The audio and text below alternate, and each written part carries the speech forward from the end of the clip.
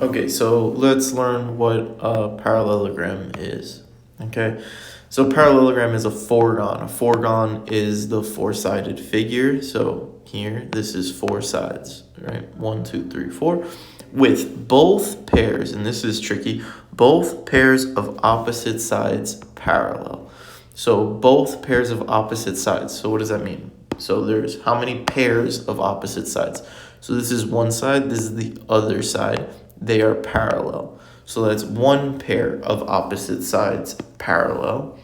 And then the other one is that this pair of opposite sides are also parallel. So here we have that both pairs of opposite sides are parallel. And if we have a fourgon with both pairs of opposite sides parallel, we have a parallelogram. This here is your standard drawing for a parallelogram. We have this side, again, both pairs of opposite sides parallel. Now, here's the theorem. We have a statement that applies to every single parallelogram. So if it is a parallelogram, that's all we need, then opposite sides are congruent and opposite angles are congruent. So what does that mean? Opposite sides are congruent.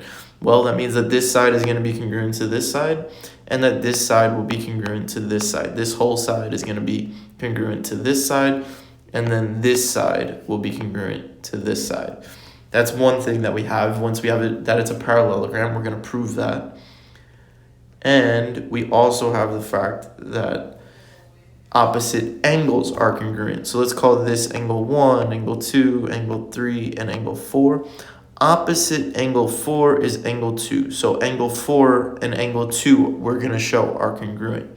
We're also going to show that 1 and 3 will be congruent.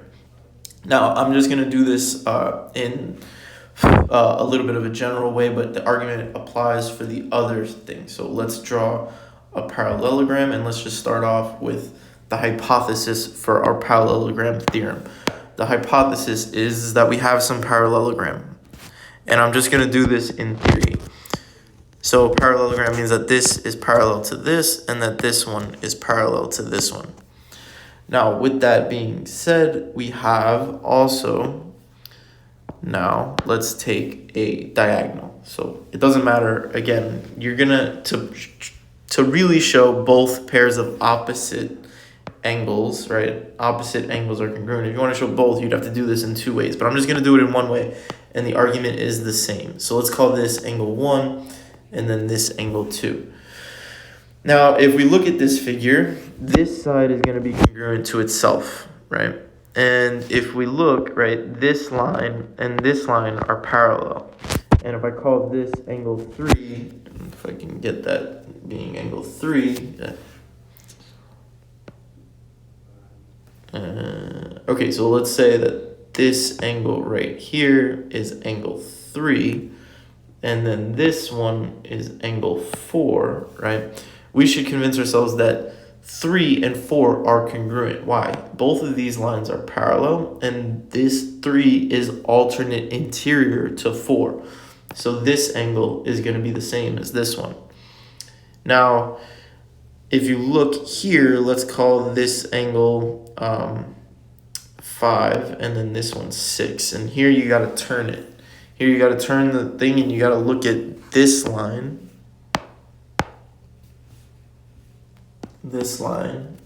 parallel to this line.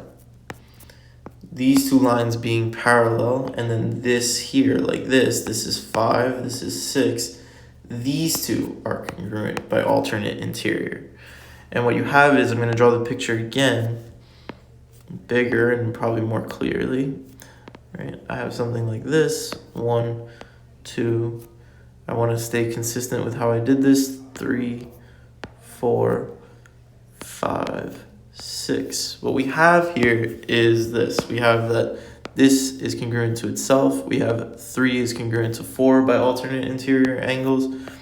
And then I have 5 is congruent to 6. And if you look at this triangle right here, the 1/2, right, it's the same as this triangle here by angle side angle. And then that means that all the corresponding parts are congruent. So this is going to be congruent to this, and then this side is congruent to this side, and then 2 will be congruent to 1 by CPCTC. So I'll run through the theory again, and then I'm just going to state the result. So let's go back. Let's start the whole argument again. I'm going to do it one more time. So let's go back. Let's write down what we're given. We're given that this is a parallelogram. So I know that this is parallel to this, and that this side is parallel to this side. With that in mind, right, I know that this diagonal right here is congruent to itself. Okay, that I don't need the fact that they're parallel, but the fact that this line is parallel to this line means that 3 is congruent to 4 because they're alternate interior. That's the one that's easy to see. The one that's more difficult to see is the one that you gotta like turn. You gotta look at this line with this line, right? These two lines are parallel, and this is your transversal, and you gotta kind of see that 5 is congruent to 6. And because they're alternate interior angles. Because these two lines are parallel.